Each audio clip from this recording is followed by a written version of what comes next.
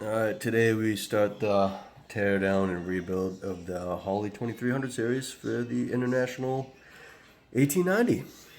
And we're going to have Eric over here tearing it down. Vanna White. And yeah, 2-barrel, vacuum actuated. No secondaries, obviously. Huh? To go, last year, yeah.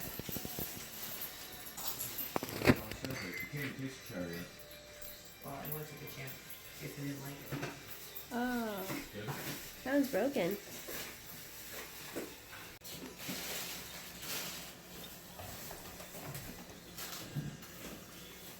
Shake it out. Definitely in the blackberry.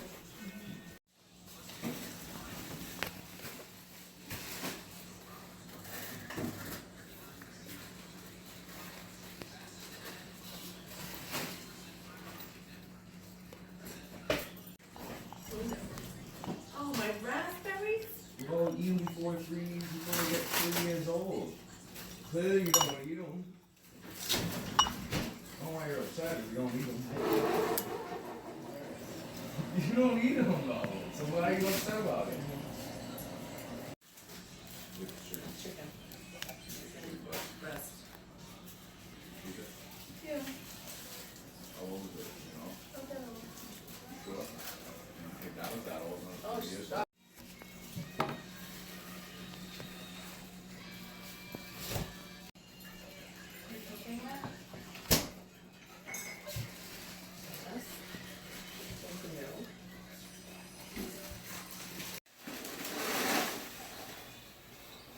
I put them all in the same bag.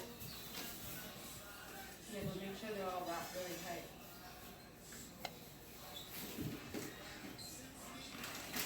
Why don't you just leave them?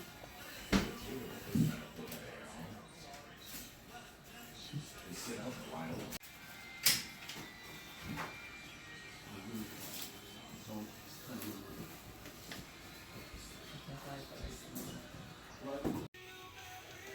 The day is finally coming to put the Holley 2300 together. It's been a long time coming. That it is. Yeah, indeed it has. Couple footnotes. Do not, and I mean seriously, do not use harsh chemicals like this. You'll take it out, dry it off, and you'll get a white powdery residue. It's a pain in the ass. Highly advise using Evapo Rust. Stuff works amazing. Also, we called Holley. You cannot get parts for these anymore. So they were nice enough to direct us to a place that does sell parts. Huge thank you to Daytona Parts in New Smyrna Beach, Florida. Did everything we needed, knew exactly what we needed. You know, everything from little bushings that go in the throttle rod to new power valve and everything else. So definitely give them a call if you're rebuilding one of these. Alright, we're going to start on it and get to it.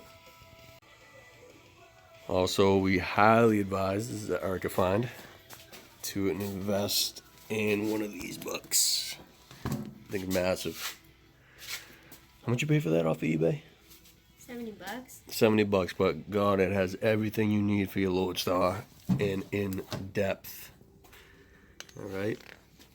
I mean, the breakdown and everything.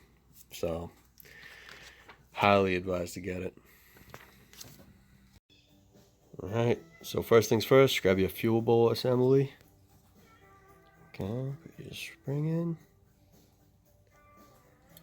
Now, there's two sides to this. There's a part that's recessed that goes face down. Okay. Make sure it's good on the spring. And the diaphragm pump. And if you do that, it makes a pumping motion. And just put your Phillips screws in. Next, you're gonna need your metering block, power valve, gaskets associated, and your jets. Your carburetor works off of vacuum manifold pressure, so pretty much you have the most vacuum at idle because your throttle plate's closed, creating a lot of vacuum. All right, spring's closed, on the power valve, as you open and press the gas, it's opening the throttle more. Your vacuum decreases, right? It's not as restricted. Well, that spring overcomes that less vacuum, lets more fuel in, enriches it, and lets it flow into the metering block with the fuel that's already flowing into it, and there you go. Very vague description, but basically how it works. Alrighty. I'll place the gasket on. Next, put your jets in.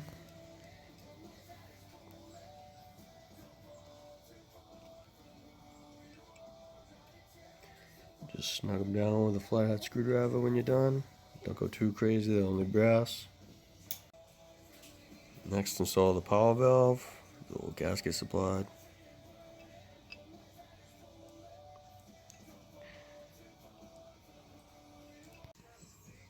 Okay, power valve's in, jets in. All set, last gasket.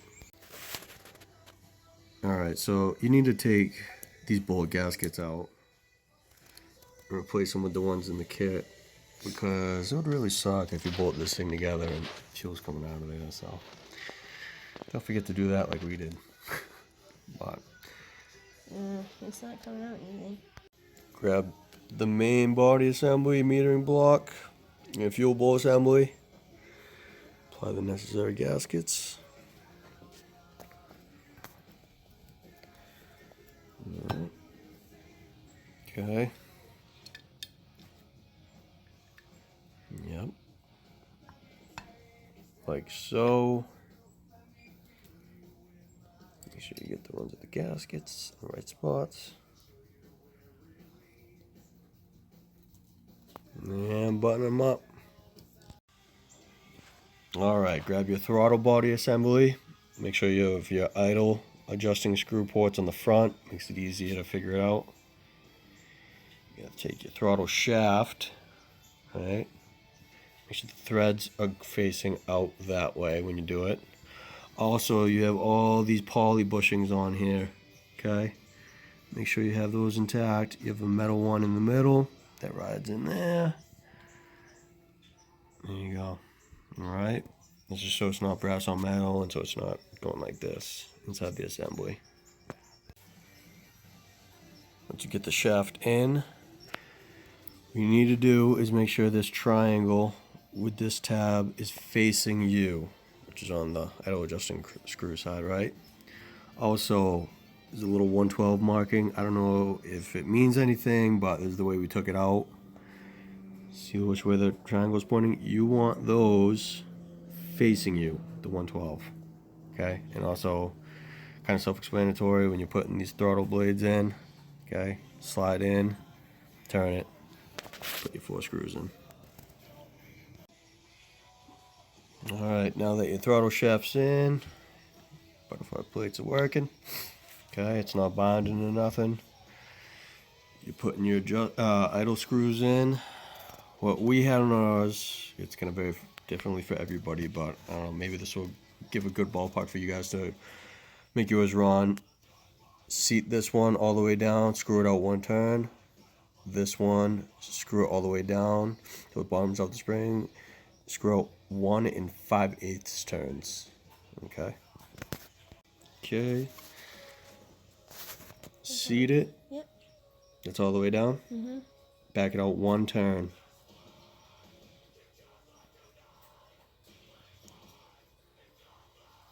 And that's it. Next one is 1 5/8. Grab your main assembly. Grab the gasket that lines up with it, and then trust me, they give you a million gaskets, so you gotta find the one that lines up the most.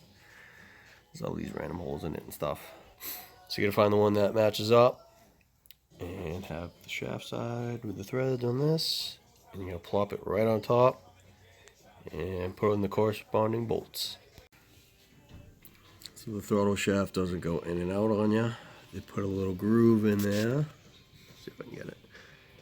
And you're gonna put that keeper in. See if she can push it on there. The witch nails are getting in the way. No, my freezing cold hands are. Oh, stop you bitching. now that that's all together, grab this little plastic poly piece, your throttle plate rod. Okay, the notch has to be facing you on the left side. Okay, and also there's a little jog in the rod, so it's a 90 at the bottom, and at the top there's a notch. The notch has to be at the top, and it's a little tricky getting it in, so once we figure out the trick, we'll let you know. Alright, grab the choke lever assembly. Now that your choke rod is in, there's a little gasket right there too. Feed it into that little slot. Did it go from the front or the back? Just like that. Okay. Grab your throttle operating shaft. That's at least what they call it. And that's gonna mate up to your gasket. And we'll find the bolts that go to it. Okay, make sure your throttle blades are closed. Next, you're gonna grab this assembly, your diaphragm assembly, that gasket.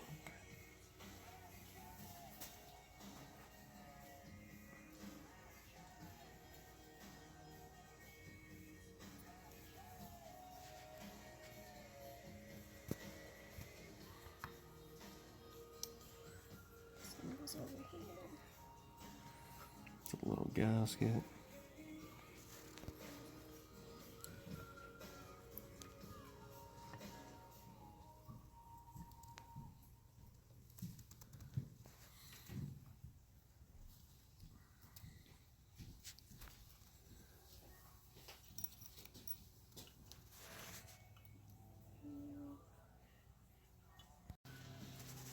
Now that that's bolted in, you can put your diaphragm in. Special way.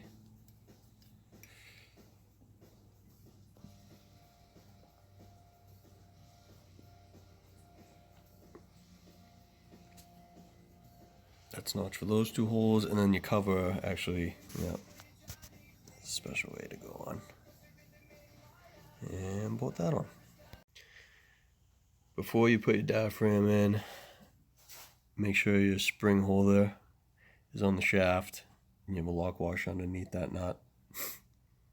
And then you put your diaphragm in on this back one, C-clip, and your spring, and we'll show you how to do it. Okay, your diaphragm's in. Focus on that back one that's recessed, and then you put your E-clip on, right? E-clip, not Z-clip. Yeah. Next is your spring. Just literally sits right in these grooves that are on the shaft. Okay, go ahead.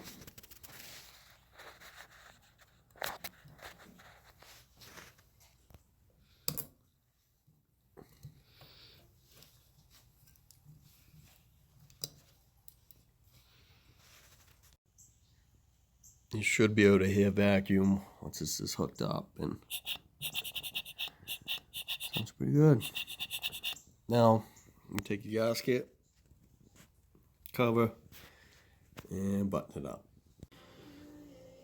Next is your needle valve, needle pump, assembly, gasket screw. So put your gasket in there first, like it already is. Drop in the needle valve in the body of it and screw it down. Okay, back to the other side, gasket.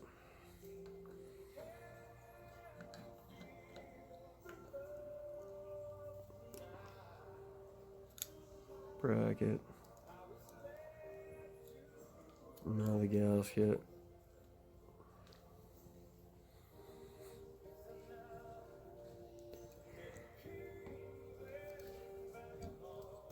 Throttle housing. Don't forget that high idle screw that's in that little hole right there. And just bolt it down. Okay, when you're sliding this piece on, you gotta take this spring, push it up with your finger, to get over that diaphragm pump.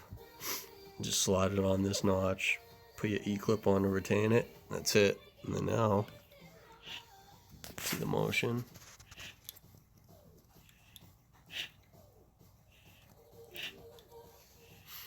Almost done. Okay, installing the choke plate. There's a spring behind the shaft. Hook the rod in the spring. Okay, have that in there. And what you're gonna do is put your plate in. Oops. Come on. And bolt it in.